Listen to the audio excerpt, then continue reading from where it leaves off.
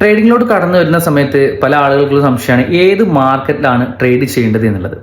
അതായത് നമ്മുടെ ഇന്ത്യയിൽ ട്രേഡിംഗ് റിലേറ്റഡ് ആയിട്ട് ഇന്ന് ഫേമസ് ആയിട്ടുള്ള പ്രധാനപ്പെട്ട 4 മാർക്കറ്റുകളുണ്ട്. അതിൽ ഏറ്റവും ഫസ്റ്റ് ഒന്നാണ് ഇന്ത്യൻ സ്റ്റോക്ക് മാർക്കറ്റ്. അതായത് ഇന്ത്യയിൽ ഫേമസ് ആയിട്ടുള്ള ഒരുപാട് കമ്പനികൾ ഉണ്ടാവും, ലൈക്ക് ടാറ്റ മോട്ടോഴ്സ് അല്ലെങ്കിൽ അദാനിയുടെ കമ്പനികൾ, HL മോട്ടോഴ്സ്. ഇതുപോലെ ഇന്ത്യയിൽ ഫേമസ് ആയിട്ടുള്ള കമ്പനികളുടെ ഷെയർസുകൾ അല്ലെങ്കിൽ ഓഹരികൾ വാങ്ങുകയും വിൽക്കുകയും ചെയ്യുന്ന മാർക്കറ്റാണ് ഇന്ത്യൻ സ്റ്റോക്ക് മാർക്കറ്റ്.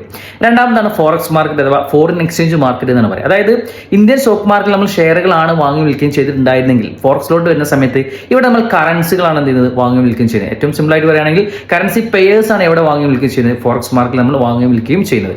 ഇനി മൂന്നാമതാണ് ക്രിപ്റ്റോ കറൻസി മാർക്കറ്റ്. ഏറ്റവും ട്രെൻഡിങ് ആയിക്കൊണ്ടിരിക്കുന്ന ബിറ്റ് കോയിൻ അല്ലെങ്കിൽ എത്തേറിയം പോലെയുള്ള ക്രിപ്റ്റോ കറൻസികൾ വാങ്ങി വിൽക്കുകയും ചെയ്യുന്ന മാർക്കറ്റാണ് ക്രിപ്റ്റോ മാർക്കറ്റ്.